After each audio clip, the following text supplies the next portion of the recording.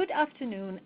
My name is Ariane Hegewisch from the Institute for Women's Policy Research, and I'm very happy to welcome everybody to this webinar on improving gender diversity in registered apprenticeships, learning from best practices from the sheet metal workers and the ironworkers. Before we start, a few housekeeping notes. All lines, apart from those who are speaking, the presenters, I hope, will be muted for the duration of the call. If you have questions, you can submit those at the bottom left of your screen. There's a little chat box, and we will try to take questions right at the end of the presentation. And this webinar is being recorded. And you will receive an email with a link to the recording and related materials. Now, I'm very pleased, IWPR is very pleased to be part of the National Center for Women's Equity in Apprenticeship and Employment at Chicago Women in the Trades. The National Center has a contract from the U.S. Department of Labor's Office of Apprenticeship to provide technical assistance to increase women's recruitment and retention in registered apprenticeship programs. And everybody who is speaking today in one way or another is associated with the center. The center brings together regional organizations with experts in supporting apprenticeship diversity. You can see those here on the map. As well as two national organizations that provide research support, one of which is the Institute for Women's Policy Research. And the center has a number of opportunity partners, and both SMART and Impact for the sheet metal workers and the iron workers are part of our collaboration. Last year, I was very fortunate in being able to do two best practice briefs, which you can see here on the screen and can download from the center's website, on how unions are promoting gender diversity in their apprenticeship programs. One on the sheet metal workers, Local 28, and the other one on the Ironworker Union's National Pre-Apprenticeship Program for Women. And as I said, I'm very pleased that we have key stakeholders from those programs today to share their experiences. Now, without further ado, I would like to hand over to Leah Rambo. Leah is a sheet metal worker in New York, and she has been the Director of Training at Local 28 Apprenticeship Program in New York since 2011. And during that time, there has been remarkable progress in the number of women apprenticeships in the program. Leah, over to you. And I hope you unmuted yourself. Yes, I did. Thank you for that introduction. I just want to say it's a real privilege to take part of this presentation today. As Ariana mentioned, I have been the Director of Training for the sheet metal workers since 2011, and I am a sheet metal worker by trade, so I've been in the trade for about 30 years now, a little over 30 years at this point. So, I mean, we are committed as the Local 28 out of New York City is where I'm working. We're committed to diversity, and there's many reasons. My union as a whole has made this commitment because, one, we realize that that girls and women are simply underutilized resource in our society. The other thing is that, you know, in the past we've made some mistakes by excluding people from the local, and it has cost us millions, if not billions of dollars over the years. And our president and business manager, Kevin Connors, has made a personal commitment to making sure that everyone is trained properly and that we have the diverse union that can, you know, provide us with a workforce that is just the most skilled, and we really don't care what you are or who you are. So financially, it does make sense. And then personally, I have a selfish reason. You know, being a tradeswoman for many years, I often was on the job by myself, the one that stood out. And I've always wanted to see more women in the trade, and, I'm in a position now where I can really do something to help to increase our numbers. So, one of the things that we do is that we're very proactive when it comes to recruitment. I just completed a recruitment period yesterday, and when I say proactive, is that we look for women. We look for areas that we're going to find women, and we work with programs that are going to be able to also help us reach that goal. So we use several direct entry programs in New York City. We use New Non-Traditional Employment for Women, Opportunities Long Island, the Edward J. Malloy Center for Construction Skills. These three programs, they work with the NAB2 curriculum. So we know exactly what we're going to get. They're going to be individuals that are ready. So when it comes to New, of course, all of their people are going to come in are going to be females.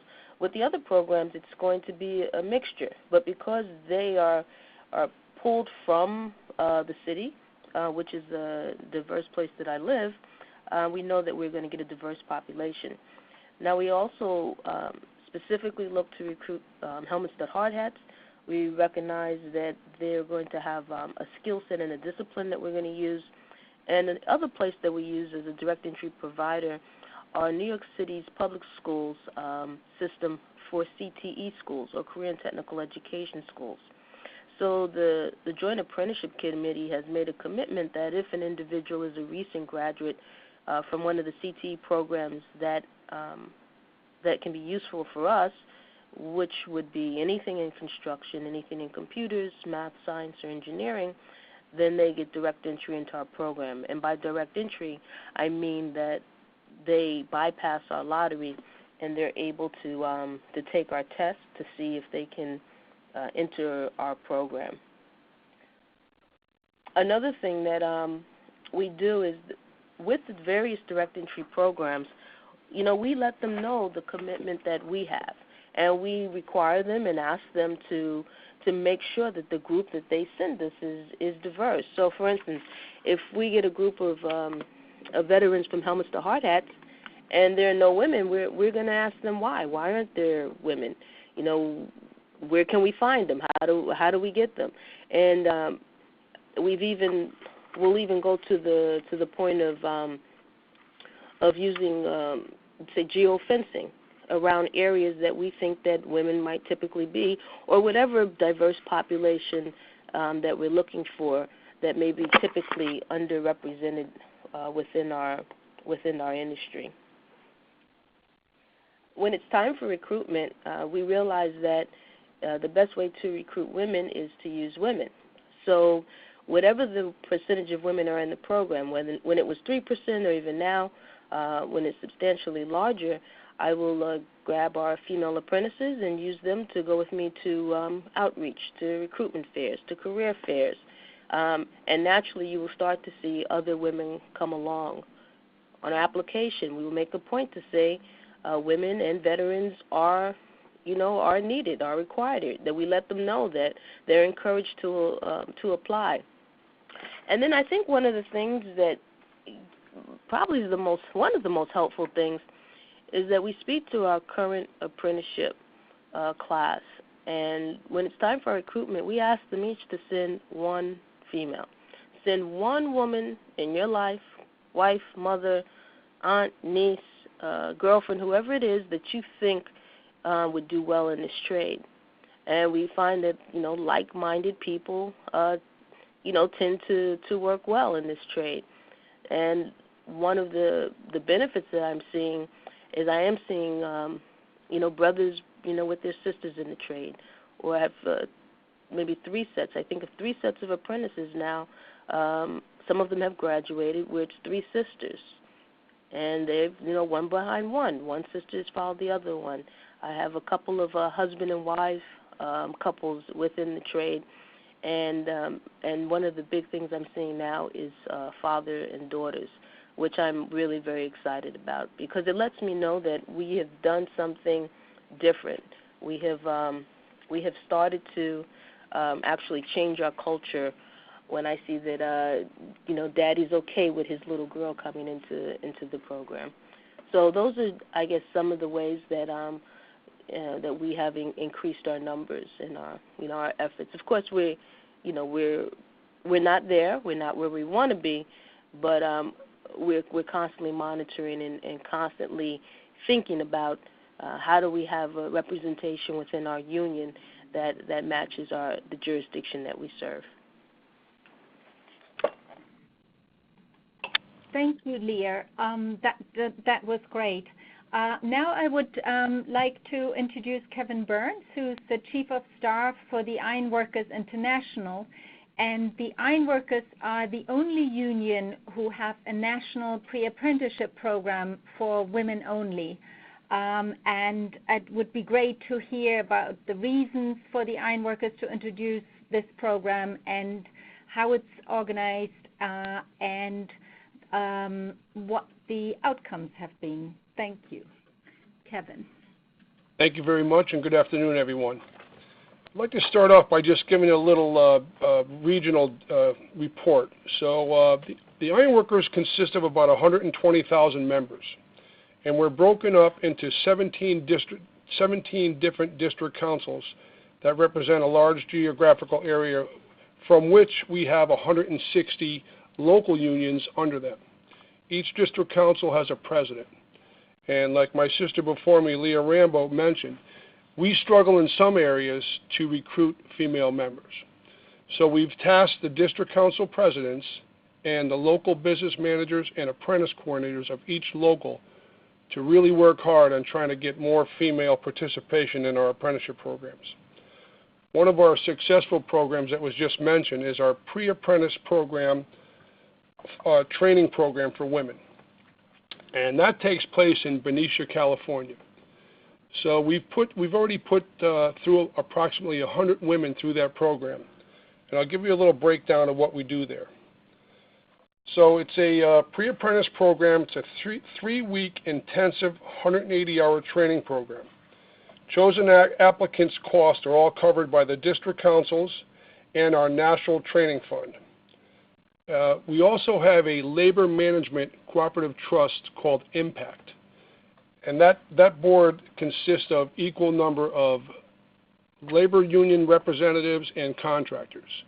And that board is also pushing to make sure that we're getting more female applicants in our apprenticeship programs.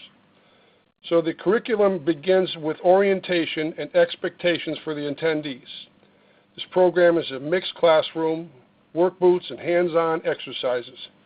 Hands-on demonstrations in a shop atmosphere for layout, burning, grinding, welding, all of them beginning with safe work practices.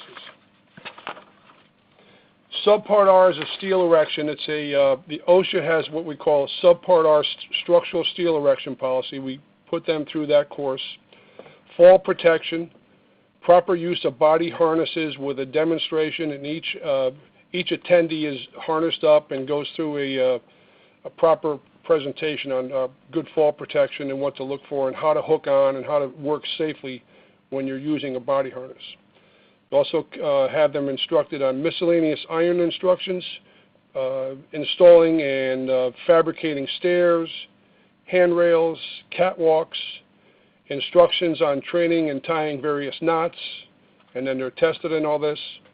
Various types of rigging procedures with hands-on testing after that, bolting up and decking procedures, harassment training classes on all the hand and all safety use of hand tools, ladder usage. We have a reinforcing rebar demonstration on how to make various rebar ties, how to work safely in that. Classes run from 7 in the morning till 3:30 daily. It's about 144 hours in class and shop training, 18 home study assignments during the week, for a total of about 166 hours. We have when they're taking part in these classes, we have a strict dress code, so they kind of get used to this is how it's going to be out in the field. Work boots, overalls, protective personal equipment, long sleeve shirts, just kind of dressing them in hard hats and dressing them like they would be on a regular construction site. Pretty proud of we have a 95% graduation rate for this program. Graduates of this program then get a direct entry into their local union apprentice programs from whatever state they reside in. So we're doing really good on that. Let's see, we have about approximately 2,500 female ironworkers and about 650 female apprentices right now, and a total of about 14,000 nationwide apprentices. That's both in U.S. and Canada. For any more information, you can look up. We have a couple of good websites: ironworkers.org and impact-net.org. So, very proud to be a part of this whole presentation. And if you have any questions, I'd be willing to take them now or afterwards. Thank you, Kevin. There was one question about retention, how retention in the apprenticeship programs is measured, or whether you're able to measure that or know anything about this. Overall retention in our apprentice program, we do struggle with it in some places. Obviously, construction is up and down. So when you have a class of apprentices and you can't keep them busy, we find that they have to, everybody has to pay their bills, so they go elsewhere. If you can't keep an apprentice working and busy, we lose them. So the retention rate for the females is higher than the male for the simple fact that there's a bigger demand right now for female apprentices. All our contractors and a lot of the contracts that are written have participation agreements where they want to see diversity, female participation, minority participation quotas met. So I would say right now that the retention rate for females is slightly higher than just an overall apprentice retention rate. But when work is good, we're able to keep them working, and that obviously helps our retention rates. Great. So now I would like to introduce Jane Villinger, who is the Executive Director of Chicago Women in the Trades. Chicago Women in the Trades offer pre-apprenticeship program of women-only pre-apprenticeship programs across the trades in Chicago, and have worked very closely with the ironworkers on helping them recruit women to the pre-apprenticeship program. So Jane, over to you. Thanks, Ariane. Yes. Thanks all of you for joining us today to learn about these great examples of what programs can do beyond ensuring non-discrimination to proactively address the barriers women face in learning about, competing for, and succeeding in construction apprenticeship programs. I'm really happy to talk about the local impact of the National Ironworkers Pre-Apprenticeship Program for Women. As Ariane said, we run a pre-apprenticeship program. It's a general pre-apprenticeship program, building test-taking skills, exploring career options, developing basic construction skills, and preparing women for the non-traditional workforce while providing the support and community new tradeswomen need to succeed. As a result of the Ironworkers National Pre-Apprenticeship Program, more of our graduates are entering apprenticeship with the ironworker locals here in Chicago than ever before. For trades such as the ironworkers, which are open only every 2 years or less, and attract large numbers of applicants, but accept small numbers of new apprentices relative to the size of that applicant pool, it can be difficult to create enough success for women to really make a difference.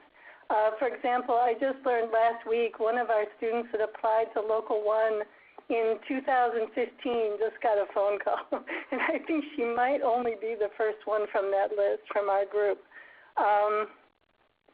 The pre-apprenticeship, because it provides direct entry at any time, has provided opportunity for 7 of our graduates who are now ironworkers with Local 1 and Local 63. The difference is most apparent at Local 63, which at one point had a participation rate for women of 10%. And no, that's no longer the case. It's because half of that group graduated to journey level status this summer. And they're open now, so I'm hoping they'll build back their numbers pretty quickly.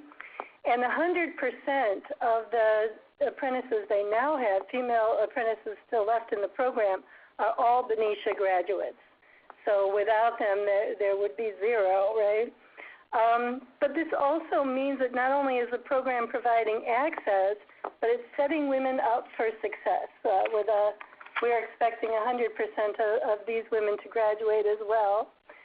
By providing this intensive trade-specific orientation that lets women go out into the workforce with some confidence and some basic skills in the trade. We are very happy to have here with us today one of the program's success stories. So I'm going to hand it off now to Laura Dolagosa, a graduate of our program as well as the Ironworkers program, who is now working as an almost second-year apprentice in Local 1. Thank you. Hi, everyone. I'm Laura Dolagosa. Thanks for having me here today. I appreciate it. I completed the Chicago Women in Trades Technical Opportunities Program in 2016. After that, through Chicago Women in Trades, because of Jane and Linda Hanna's connections with Vicki O'Leary, who works in the International for Ironworkers, I was able to get into the Women's Pre-Apprenticeship Program in Benicia, California. And going through both of these programs have been so incredibly vital for my success as an ironworker. I started working 1 year ago with Local 1, and I've been solidly employed since then. It's amazing to finally have a job with benefits, top-of-the-line health insurance, retirement savings, and worker protections. These things were not available to me outside of working in Local 1 before in my life. Having a network of people through Chicago Women in Trades and through the women's program that support you specifically as a woman in the trades is so vital. It's different from supporting someone who is a general employee from saying, hey, we're looking for women specifically to come into this trade, so therefore you have to speak to the interests and values of women. Working for a woman-owned company like I do now, which is MA Rebar Services, it's also very empowering too, because I almost feel that being a woman iron worker is swimming against the grain almost, and then work for a company which is owned by a woman, which is doing very successfully in the world of construction.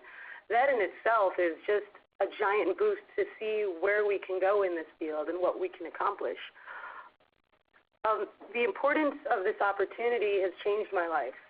Without Chicago Women in Trades, I know 100% I would not have had the information to be able to apply to get into the Ironworkers. And then without the pre-apprenticeship women's program, I strongly believe I would have been completely unprepared to show up at work, like just not ready for the environment of construction. Like I had worked in construction before, but it's very different from commercial, and it is a lot simpler. A lot of these jobs, it's not complicated, therefore there's not different layers which are necessary. So programs like these, Chicago Women in Trades, and then the Women's Pre-Apprenticeship, I believe they come from people who inherently care about helping women get into the trades. It's that these are things that are important to them as individuals. Like, this is their life's work. This is something they care about, equality. And that's where successful programs come from. It's from people who believe in these values and then impose them. I also truly believe that these programs are successful because they involve women at a high level of decision making.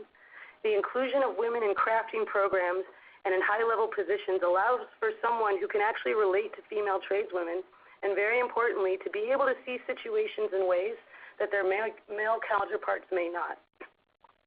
So personally, I believe in Chicago Women in Trades and the Ironworkers Pre-Apprenticeship Women's Program.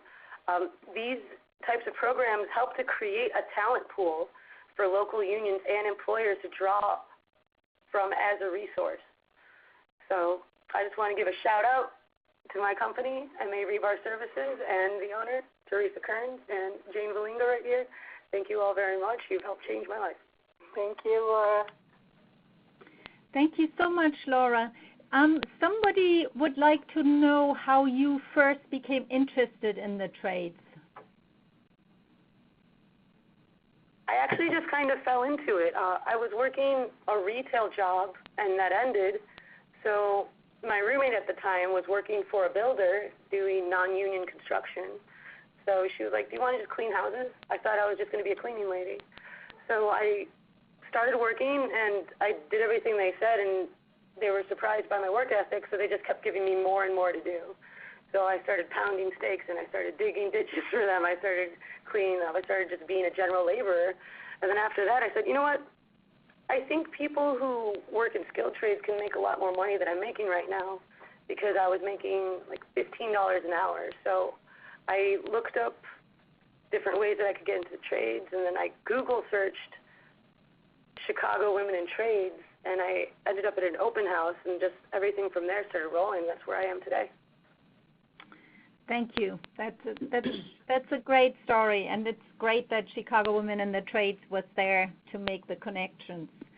Now going back to the sheet metal workers and the iron workers, but starting with Leah, can you talk a little bit about how the sheet metal workers, or how you are creating a supportive environment for women apprentices? We know that overall retention rates are not terribly good, and on the whole, women are less likely to succeed in or to last in apprenticeships than men. So, Leah, could you start by talking a little bit about what you're doing to change the environment for to make it better for women apprentices? Sure. I think the first thing we really had to do was figure out why aren't women staying in the program. And so it was really finding out what those barriers and then kind of systematically doing what we can to remove them. So one of the barriers is isolation, another harassment, another one has to do with training. So to deal with the barrier of isolation, and that's what I've had a lot of experience with, you just feel weird on the job by yourself. One of the things that we do here at the school is when we have a new class, we will grab that new class, all the women, might be 15 minutes during their break or during their lunch, come into the conference room, and I will get any women that happen to be in the school for that week. They come together, they introduce each other, exchange numbers if they want, and the more experienced apprentices will just go one by one around the room and tell the new apprentices, the new female apprentices, what it's like on the job, what to expect, what some pitfalls they may run into. And I find it kind of interesting because that's when they usually tell them, hey, you know what, I don't know about that, what you have on. I don't know if that's the best thing to wear at work. And so they actually are able to, one, start their networking process right from the beginning, and then, and secondly, they're hearing from someone other than me as to, you know, what they should do. So that's one thing that we do to handle isolation right from the beginning. And in terms of things like harassment, well, as I mentioned before, my business manager and president, Kevin Connors, is kind of put a training program or implemented it for the entire union. So all union officials, everyone who works for the union, the Funds and Plans Office, or the school have all gone through a sexual harassment training. Everyone who's at the apprenticeship school has gone through diversity training, cultural awareness, respect for workforce diversity. It's covered again in our shop steward. So across the board, anyone who's in a position of leadership that works for any of those entities is helped to see what's necessary to realize, you know, what people are facing and how we as an organization can be a more welcoming environment so that we really can have the type of skilled workers that we really desire to have. Another thing when it comes to training, one of the issues that a lot of women have in not being able to retain is that once they become journey workers, they may not have the skills. And the reason they may not have the skills at that point is because when they were apprentices, they might not have been taught what to do. So they might have been given menial type of tasks or things that are not quite as skilled, and then they're doing fine with that. But then when they're journey workers, no one wants to pay them the rate that we get paid to do those smaller tasks. They'll look for apprentice and therefore lay her off. So one of my jobs is to make sure that the apprentices are trained properly. And we have a great guideline with the Department of Labor. It requires us to have tasks rotated. It requires regular evaluations of apprentices, the supervisors to sign off on it. So, for me, it was partly really just doing my job. It is my job to make sure that they are trained, and it is my job to make sure that the contractors know what's required of them. So we often have conversations with the contractors, letting them know, hey, look, this apprentice needs to work in this area. These hours are too low in this area. You need to move them. You need to rotate them. And sometimes making those hard choices of moving or relocating an apprentice. We also, our contract has a ratio, right, 4-to-1, journey worker to apprentice. So contractors are required to follow, that ratio. And some of the hard questions are, I had a contractor said to me, Ellie, I don't want a girl. I can say that, right? And I was like, no, you can't say that. So I'm going to send you one, and if she doesn't work out well, if she's not doing well, just document exactly what the problem is so that I can, let her know and let her work on it. And if she doesn't work out, you send her back to me, and I'll send you someone else. So that was part of it, too. Just kind of getting everyone on board and to let them know where we're trying to be. And I'm happy to say that I don't have those kind of conversations really with the contractors anymore. There's no one saying they don't want a woman. Sometimes they're actually requesting them, and I kind of jokingly say, hey, look, I can't discriminate against the guys. Everybody has to get a chance. So it's really kind of just following some of the guidelines that are really set there for us, and to remove some of those barriers when it comes to isolation, harassment, and training. And all of the combination, what it does is help us to really change the culture that has previously existed in our industry. Thank you very much, Leah. And now the same question to the ironworkers, but I would like to introduce, to talk about this, Vicki O'Leary, who is an ironworker, of course, and the general organizer at the Ironworkers International. Vicki. Thank you for this opportunity. I'm a 33-year member out of Ironworkers Local 1 in Chicago, and I've been with the Ironworkers International for about the last 2.5 years. But what I want to talk about today was the Ironworkers paid maternity policy. How did this happen? Well, we were at the 2016 Women Build Nations Conference, the Ironworkers. We had our own hospitality day, and we had the Ironworkers Women Caucus with General President Dean. And during this Q&A session with GP Dean, Bridget Booker, a member out of Local 112 in Peoria, stood up and described this tragic loss of her unborn baby. She described not telling anyone that she was pregnant and her heartbreaking miscarriage after staying in the rod patch for one day too long. So not only did she lose her child, she only took off 2 days of work and didn't tell anyone what happened. And while I'm telling a very abbreviated version of this story, I don't want to make light of her loss. It was real, and it changed the history for the ironworkers. If you could change the slide. The Ironworkers Union and the Ironworkers Management Progressive Action Cooperative Trust, which is IMPACT, announced a new paid maternity leave benefit at the 2017 Ironworkers IMPACT Conference in San Diego. We're the first organization to introduce a generous paid maternity leave benefit in the building trades. It's a laudable move considering that the U.S. lags behind its European counterparts when it comes to paid maternity leave. And most industries in the country do not offer adequate paid maternity leave. It's virtually unheard of in the building trades. You can change the slide. The Ironworkers Union paid maternity leave includes 6 months of pre-delivery maximum benefit. They are also eligible for up to 6 weeks of paid leave after the birth of their child and 2 additional weeks for cesarean delivery. The challenges of physical work associated with ironworking, it creates unique challenges that can jeopardize a pregnancy. So what are the do's and the don'ts of this policy? Everything can be found at IMPACT website at www.impact-net.org.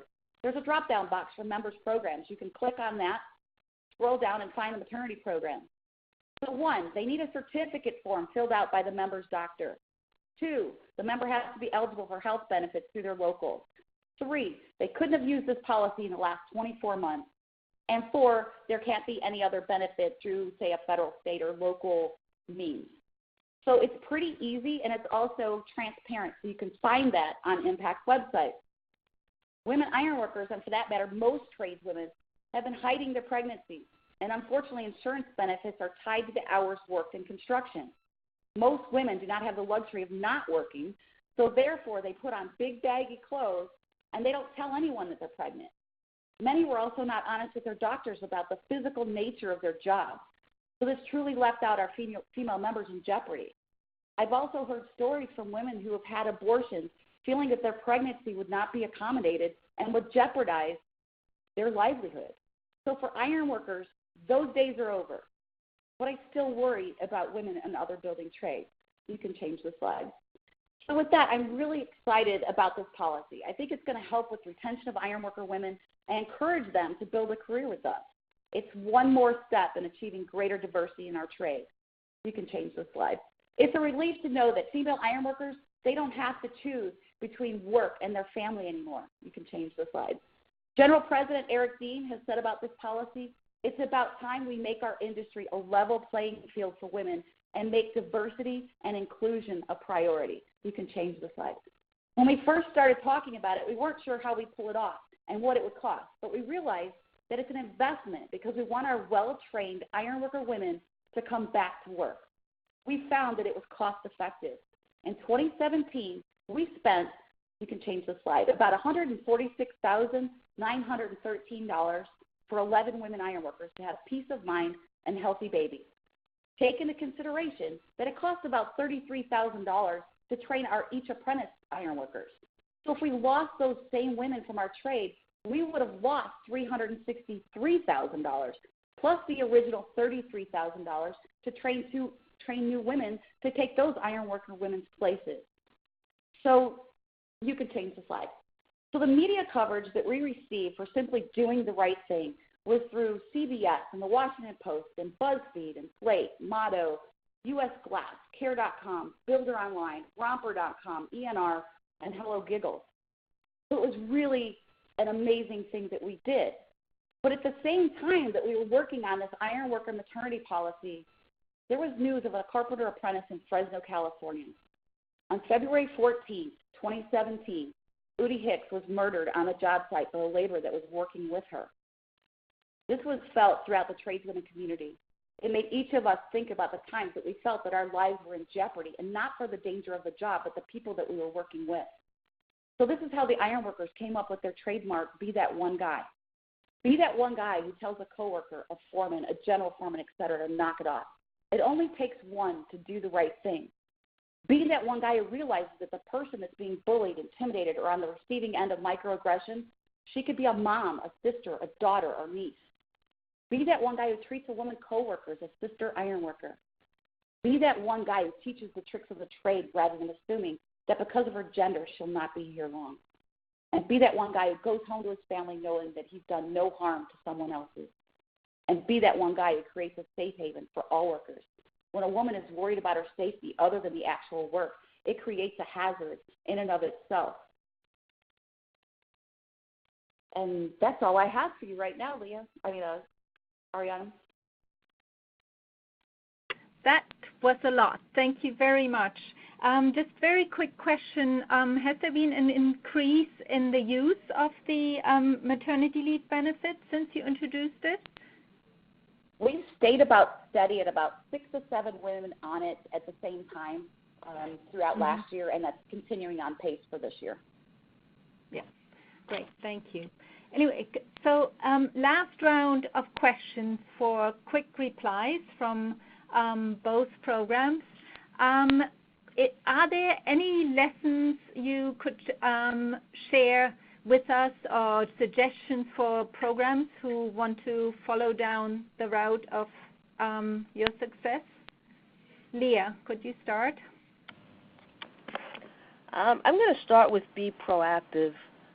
One of the things that was very helpful to us is at the Women Build Nations conference, the General President, Joseph Sellers, he listened to the stories that the women were having, sheet metal women across the country, and immediately he established the Smart Women's Committee so that there was a forum to try and address the issues of diversity, harassment, and any of the other barriers that were removing women from the trades.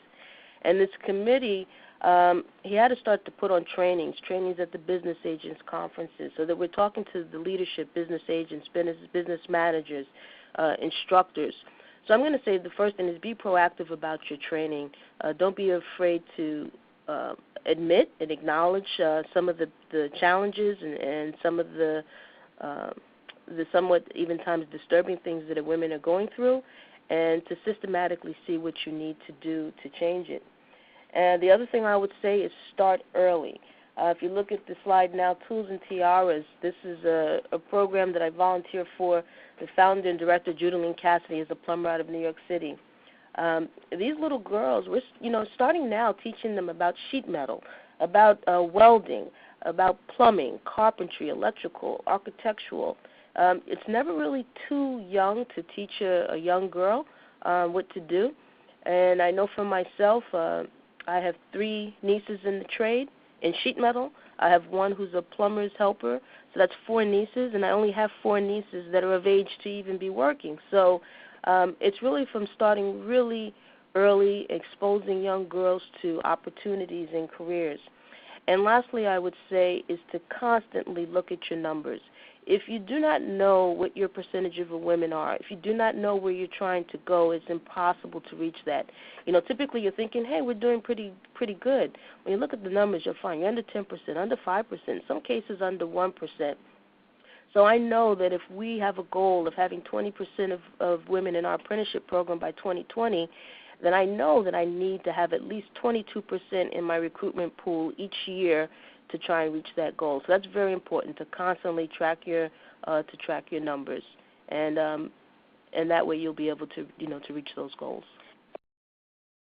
Thank you, Leah. Vicki and Kevin, any experiences or lessons you would like to share? Ladies first.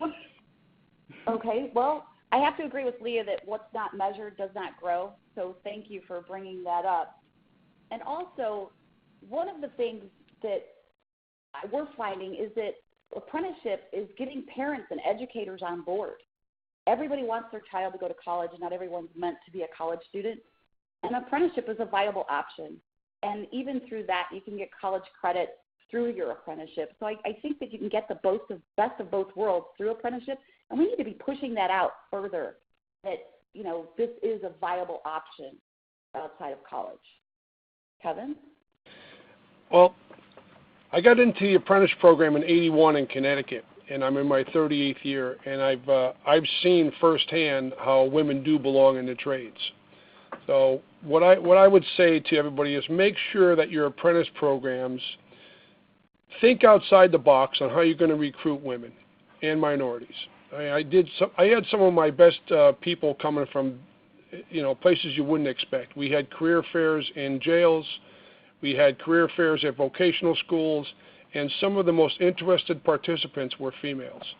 So what I would say is that we tell all our coordinators to make sure on a weekly basis you're finding out how your apprentices are doing, if they're having trouble on the job, if they're getting harassed or anything on the job. Every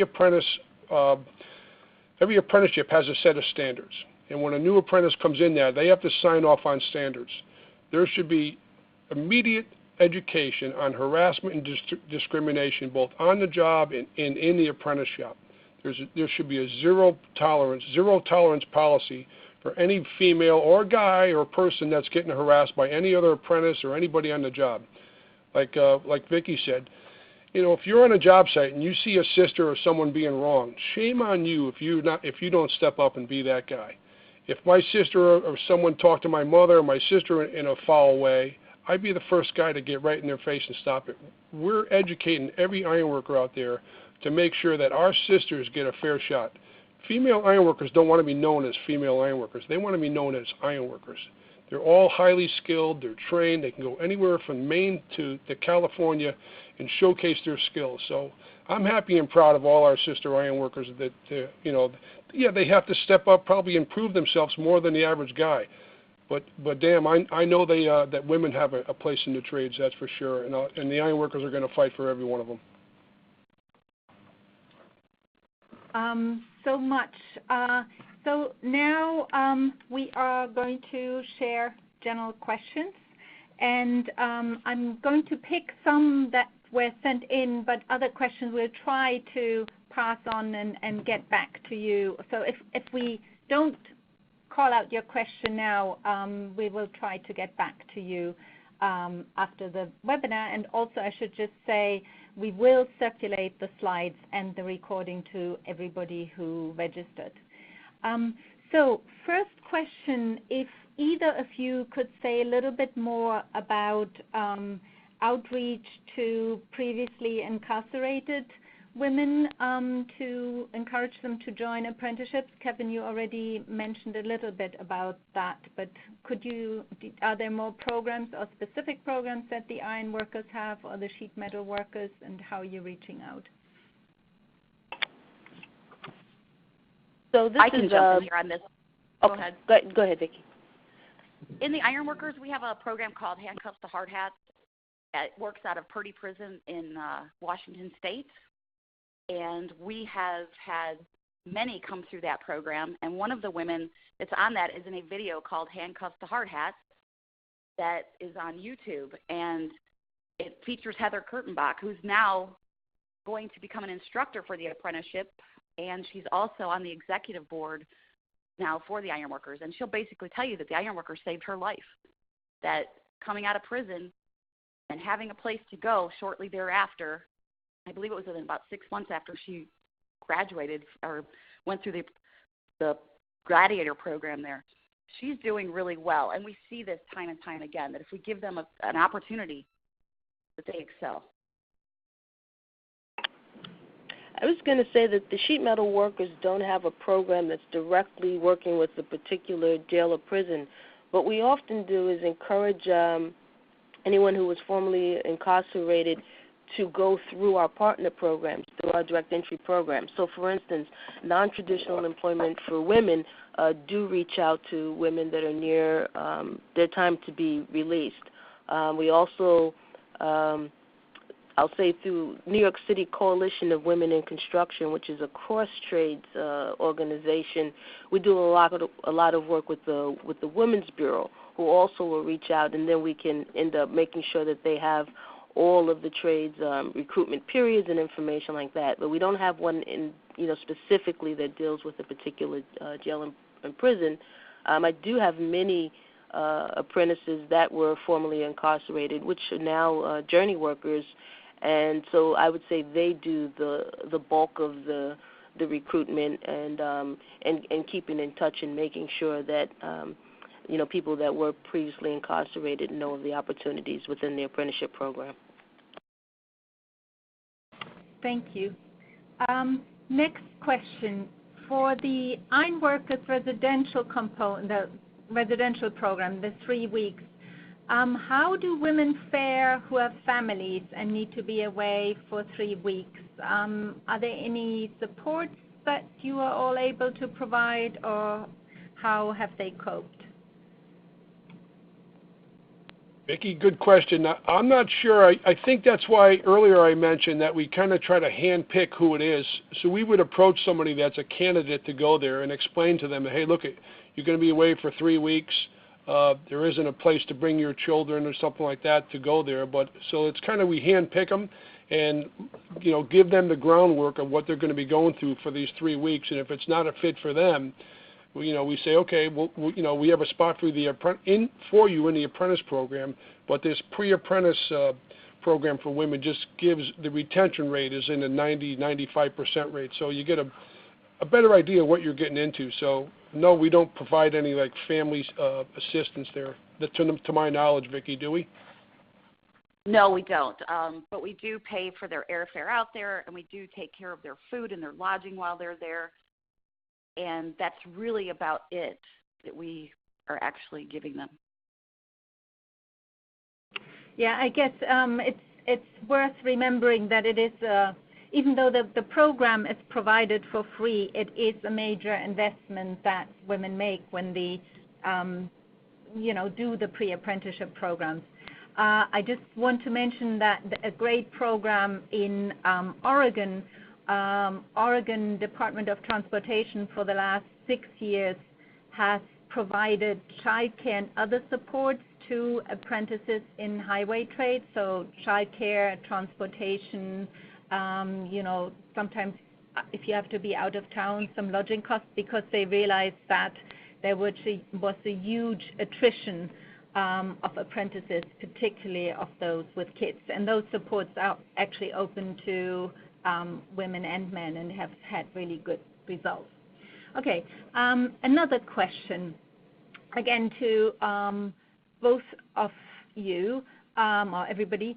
What has the experience been of working with private sector employers? How do you get them to really focus on achieving the targets, whether they're union or non-union? How are you working with employers to really make progress and take diversity seriously?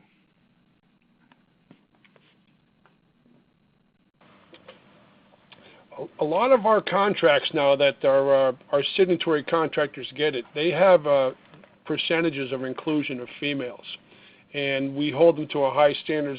Some of them don't even get paid. If you don't reach that 10% quota of female participation, some of these contracts are written so you can't box out a woman just for being a woman in the trades anymore. Those days are gone. I mean, if that answers your question.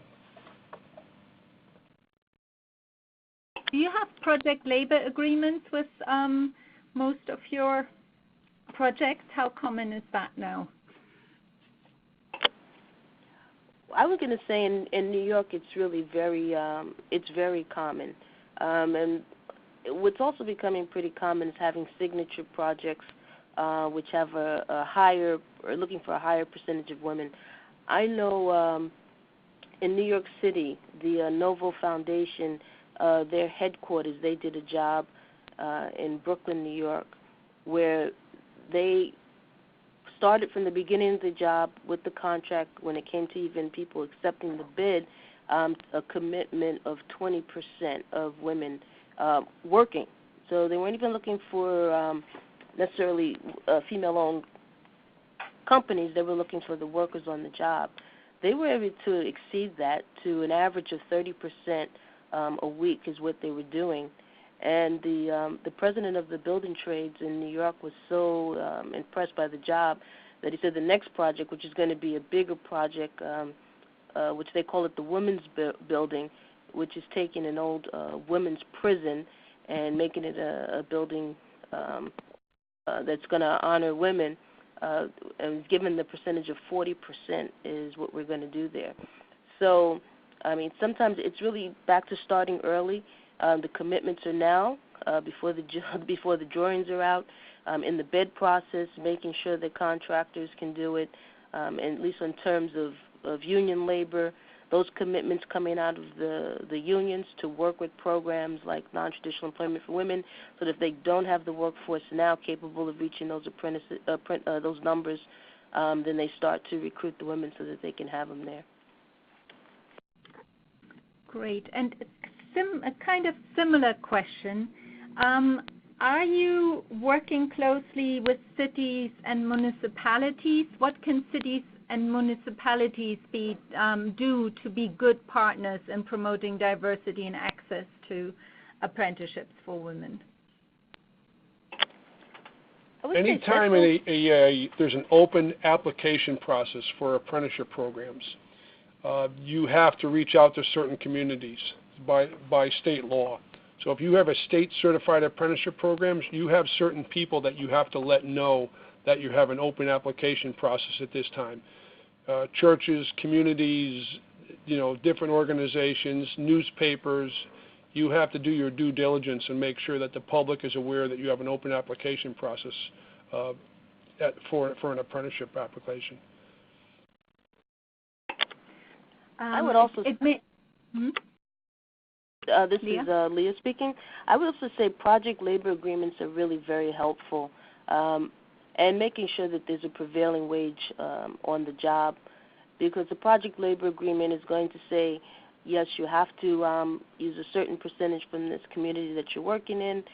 They're going to take in consideration the number of women on the job, the number of minorities on the job. So those type of agreements kind of, put it from the beginning what's expected, and the more that city is able to, to do that and have jobs at a prevailing wage, the more likely that jobs can be diverse. Just to add on to what Leah just said, all project labor agreements are negotiated. And you had asked earlier, Ariana, about relationships with municipalities. All the trades have relationships with mayors and the various politicians, various elected officials. So when we go to a mayor of a city that's planning on building a school, or he has a developer come in to build a hospital or a strip mall or whatever it be, we always sit with them. We have relationships with them. We say, hey, look, we have taxpayers that live in your residence and are your voters, and we'd like the opportunity to make sure that local residents get jobs. So when you talk about a project labor agreement that Leah talked about, there are percentages that making sure that area residents get a shot at being on that job. So it makes perfect sense for a mayor to say, hey, look, I got a school being built. I want to have it under a project labor agreement. Therefore, I can guarantee that I'm going to have my residents, my voters, get an opportunity to not only get into these throwaway jobs, but these are jobs for life. If you have a school going up and you say we want to see 5 or 10% first-year apprentices on this job, well, once that school is over and done, completed, then that person's got a job for life, because he or she continue on with the apprenticeship program and become journeyman. So project labor agreements work for the benefit of all citizens, the mayors, because these are the voters. These are the people that are getting these mayors elected. So, and it's not a throwaway job when you get into an apprenticeship program. The building or school can go up, but then you go on to the next job, and you become a journeyman eventually. So project labor agreements work for everybody. Great. And I should also say, if you're interested, one of the best practice briefs that we did at the National Center is about the experience in Massachusetts and Boston, Boston has a specific target on employing women, which is which they're meeting in some of their projects by working with PGTI. So I think that's a very good experience of how to tie gender diversity into project labor agreements. Okay, last question. How can somebody ask, how can we send apprentices to your pre-apprenticeship program, or women to your pre-apprenticeship programs? What would be the application process? The next one will be in 2019. So they need to start talking to the local union apprenticeship coordinator now. And Laura, who's on this call, how did you go about it? Because I know you were further down the list than what you were able to jump the list, but I think you were proactive in how you went about getting to go to the Benicia. Am I correct on that? Hi, Vicki. Yeah, you're correct. But I definitely didn't even know that I could jump the list without your help. You specifically, actually. What it was is that I had applied to 63 from, say, like 2 years ago, something around that. And I found out about the women's program through Sally Perez in Local 63, who had previously gone, and she said that they have a brand new women's pre-apprenticeship program in California. She was only in the second class ever that existed, and she said that they were going to do it another year, and I couldn't find any info online or just Googling it. So then my friend Rocio, who is in Springfield local and also into the program in Benicia, California, she was able to find some information through someone at 63. And then we were like, wow, how can we get into this program? So we came back to Chicago Women in Trades. Jane and I believe Linda Hanna talked to you, and they said that they wanted to put 2 CWIT people into this women's program and see if you guys would find spaces for us in different locals. And you did. So basically what we did the last couple of times is we did put ads in our Ironworker magazine, and through social media we put it out through that. And I believe this next one we will have information on the Impact website when the class is coming up so that women can try to apply and get in that way. Well, thank you, everybody. I apologize to anyone who sent in a question which we didn't have time to discuss, but we will try to answer any questions by email. And as I said, we will send around the webinar recording and the PowerPoints. And please go visit the website of the National Center for Women's Equity in Apprenticeship and Employment, because there are lots more resources. And hopefully we will also have you join our next webinar in this series in a bit over a month's time, which will look at the issue of domestic violence and intimate partner violence in apprenticeship and pre-apprenticeship programs, because a lot of programs have at least one person in their cohort, and apart from the potential damage and cost to that and risk to that person, there's also a possible knock-on effect on other people in the programs, and we hope to share good practices on how to prepare for such a situation and respond. Anyway, thank you so much, everyone, for joining, and particularly our wonderful speakers. And thank you for the efforts to improving gender diversity in apprenticeship programs. Bye-bye. Bye-bye. Thank you. Bye.